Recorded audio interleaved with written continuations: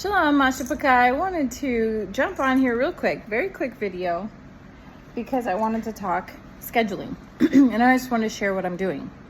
I have waited till last minute to get my scheduling going, because we had lots of travel. We just had a very full summer, and now it's time. I gotta buckle in. So, and I also want to share how I made a mistake and I gotta fix that. So, being a homeschooler, a longtime homeschooler, I forgot my kids' grades. We don't really do grades, but anytime you order curriculum, it's by grade, and unless you're doing unit studies, but I forgot my son's grade, okay? So I don't even know how this happened, but all last semester he did 4th grade math at a co-op. It was a one-day drop-off that I found for him, because I wanted him to have classmates to do it with. So he spent the whole year, and I think last year was supposed to be 5th grade. And I had him in 4th grade for an entire year. I just don't even know how that happened. And so I started calculating things and figuring it out, and I'm like, oh, I think he's more 6th grade. I think he's 6th grade.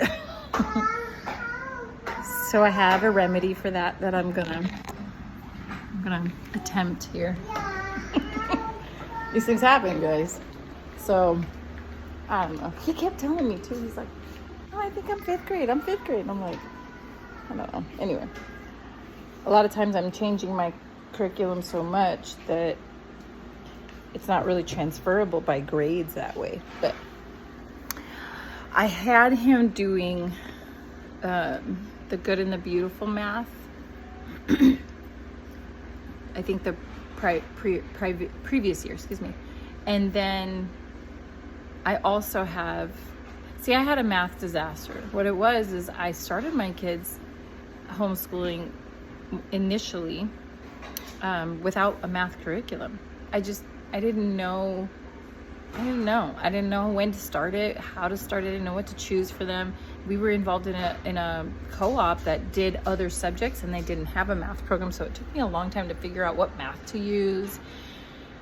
And then when I did, they were just really behind. And then somehow, because it was book work and I didn't have a solid schedule, they just really got behind in this math. And when I say behind, it just means we didn't progress quickly. I'm not necessarily trying to keep them on grade level. I just want them to do their ability, but keep progressing, right? So at one point we had Math Mammoth. That was a workbook they would do. We've done teaching textbooks, Good and the Beautiful, and most recently I found a really cool curriculum that I want to share with you guys, where I am going to attempt to speed through some of these lessons and get them moving on to,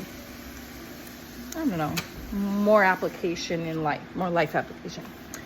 So this curriculum is called Learn Math Fast. And I know Simone Dehaney has also used this for one of her children. This is what it looks like. Here's volume. Oh, it looks like volume 5. Sorry, I thought it was the first volume.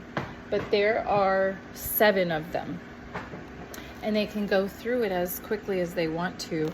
It has a method of drilling in their gaps and letting them move along where they are stronger, so they can get through it quickly. Okay, so I am going to have my son work on this curriculum this year. We're going to speed through all the areas that he's already strong in and get him into more challenging things more quickly. That's my fix. I was like, what am I gonna do? I don't know. Anyway, So I don't like to skip and jump from 4th grade to 6th grade math. It's wild. I bought him his 6th grade math from Good and the Beautiful early. I wanted to get him the next level, so I bought it, and it's here, and I've got it. But somehow I missed 5th grade. So anyway, this is my fix. I'm going to use this volume 1 and just have him progress. It goes all the way up to volume 7, which is high school geometry, So I'm not one that is a big believer in like the real higher level maths, unless you're going to do something with that, like trigonometry and calculus. No, I just want them to focus on problem solving, which I can do through so many other scenarios rather than this tedious book work.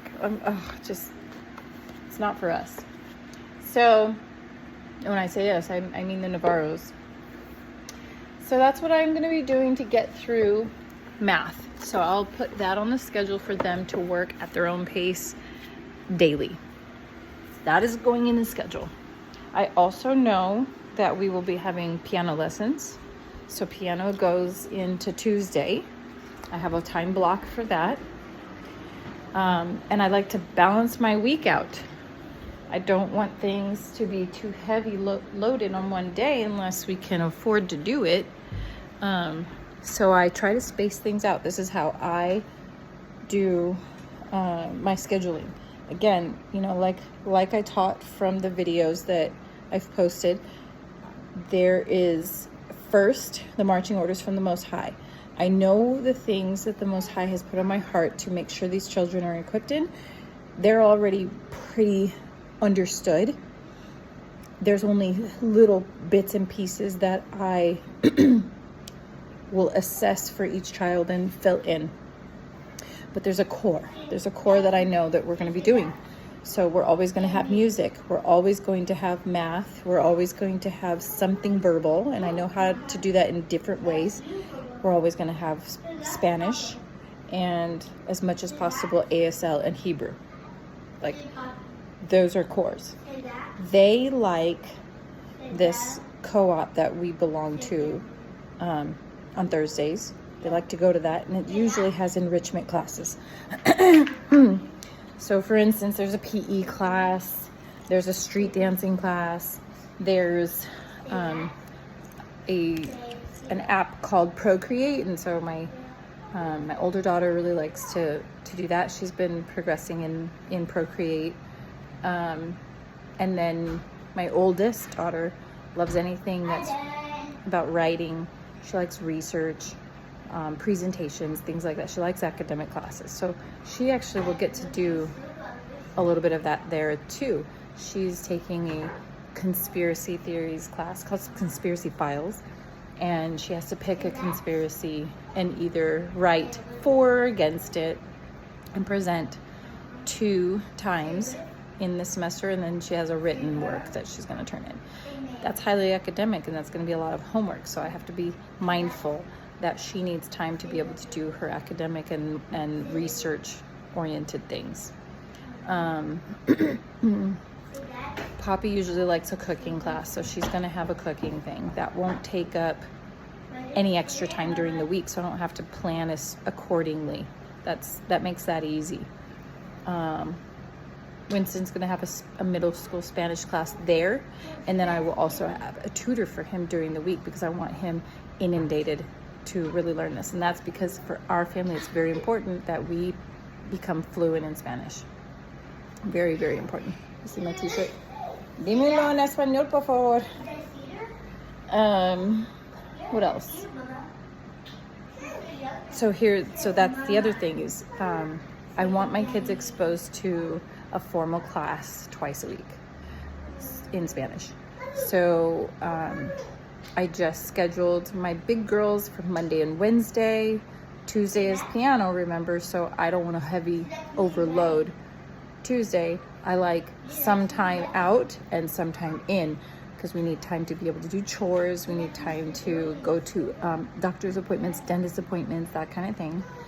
And I would like to also add a physical PE kind of class, or something physical for them throughout the week, but that will be difficult with respect to all of the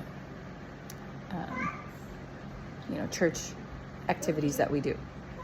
So that is going to be tough, but it is a priority to stay physically fit. So if I had a trainer that could come to the house, that would be ideal. And I would probably use my ESA scholarship to get a trainer here for them, hoping it could be Sai. I would really like it to be Sai. That would be just awesome. He could just come to us and we could just have a family workout. It would be ideal. So those are some of the things that are more rigid into the schedule. And then I have little enrichment things that I also want to have time to put in. Like for instance, The Good and Beautiful has this health, what do you call it? It's like a unit study. And they've got different parts of the body. I don't know. This one's called Health in the Human Mind. There's one that's on bones. There's one that's on the heart. And I believe skin. I can't remember. I'll have to go back and look. But I want my children to make sure that they take time to understand their bodies. This one will be work at your own pace, but I'll make room for that in the schedule. So when we do home time, like when we're focused and we don't have to go out and about, that's on the list. And I just have it on my calendar and have the kids like check it off whenever they're finished. And I'll try and get them to get through that this semester. Winston and Poppy, I have them doing a chemistry unit together because I do think that basic knowledge in chemistry is really important. I don't like to go too deep into the